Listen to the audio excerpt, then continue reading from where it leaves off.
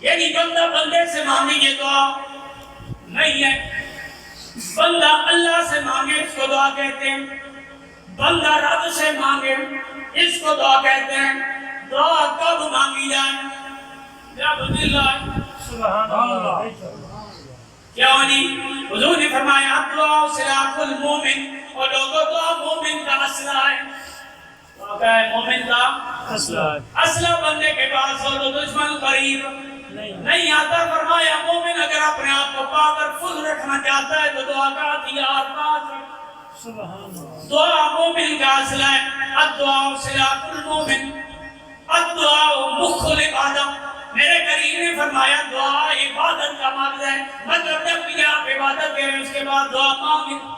یعنی دعا کی پر کوئی پابندی نہیں ہے. دعا زندوں کے لیے مانگیں، دعا مردوں کے لیے مانگیں، دعا صحت مندوں کے لیے مانگیں، دعا بیماروں کے لیے مانگیں، دعا مسافر کے لیے مانگیں، دعا مومن کے لیے مانگیں، دعا قریب کے لیے مانگیں، دعا دور والے کے لیے مانگیں.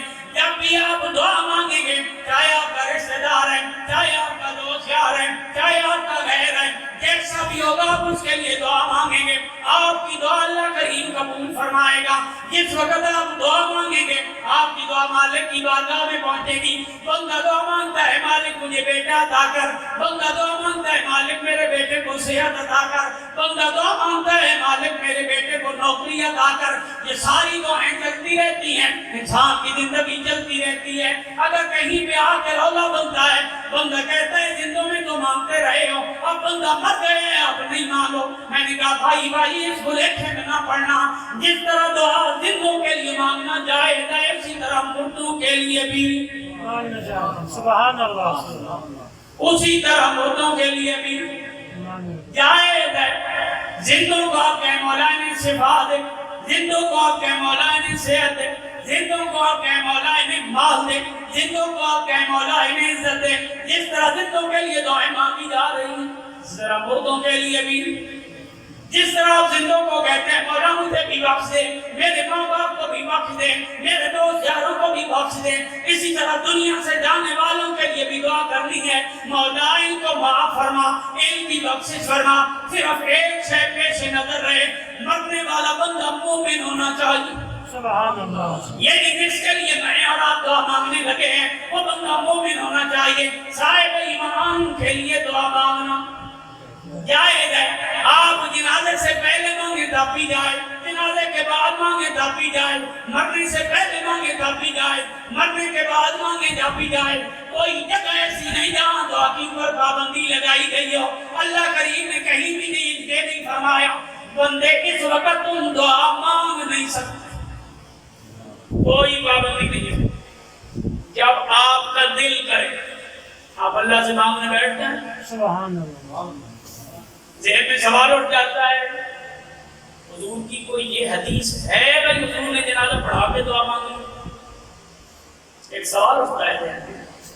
ہے یہ بھی ہے لیکن ایک اوپن سوال ہے. آپ کو رات کے 12 بجے درد اٹھا، تکلیف میں آپ کو شکنجے میں جکڑا. اگر یہی فارمولہ رکھ دیا جائے کہ جنازے کے بعد حضور نے دعا نہیں مانگی، حالانکہ ایسا نہیں ہے، حدیث دکھانا میری ذمہ داری ہے، ویسے میں عرض کرنے لگا ہوں کہ اگر یہی فارمولہ رکھ دیا جائے کہ جنازے کے بعد حضور نے دعا نہیں مانگی. میں نے کہا رات کو 12 بجے آپ کو درد اٹھا، تکلیف میں آپ کرانے لگ گئے، کوئی ڈاکٹر، کوئی طبیب، کوئی طریقہ آپ کے پاس نہیں ہے، اور اس حالت میں آپ اللہ سے بھی یہ نہیں کہہ سکتے مولا میری تکلیف دور کر. کیا کیسی حدیث کوئی کہ بھائی کسی صحابی کو رات کو 12 بجے درد اٹھا ہو، تکلیف کی شدت میں جا کے حضور سے اس نے عرض کیا ہو اور حضور نے رات 12 بجے پھر اس کے لیے دعا کی ہو تو پھر تو ہو گئی جائز. اور اگر ایسا میرے کریم نے نہیں کیا تو وہ ہو گئی ناجائز. تو پھر تو آپ در سے تڑپیں، اونگیں اور ادھر ادھر گھومیں پھریں کیونکہ آپ دعا نہیں کر سکتے جبکہ ایسا ہے نہیں.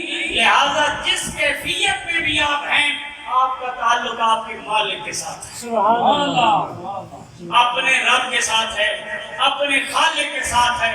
آپ اپنے مالک سے دعا مانگیں، مالک رات کی اس تنہائی میں کوئی سننے والا نہیں ہے، تو تو قریب ہے نا، سبحان اللہ، تو تو مہربانی فرما، میری شدت کو دور فرما۔ جو بندہ یہ کہے کہ کلیئر ویسی حدیث بتائیں، ایسی حدیث جنازے کے بعد والی ہے، لیکن یہ آپ کے لیے نہیں ہے، یہ ان کے لیے جن کو ضرورت ہو۔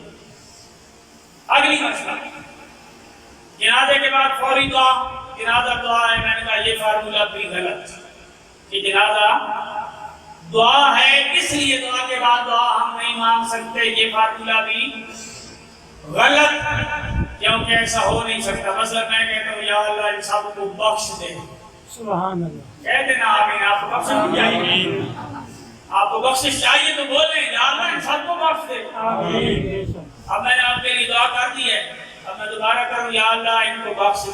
سبحان اللہ، ناجائز ہے؟ جائز دعا کے بعد پھر دعا، یہ کوئی ناجائز نہیں، نہیں ہے۔ اللہ سے مانگو، بار بار مانگو، ہزار بار مانگو، جب بھی اللہ سے مانگو۔ اگر جنازہ دعا ہے تو پھر بھی دعا کی پر کوئی پابندی نہیں ہے، لیکن پہلی بات جنازہ دعا ہے ہی۔ کیوں جی؟ آپ نیت کرتے ہیں 4 تکبیر نماز جنازہ، بولیے کرتے ہیں کہ نہیں؟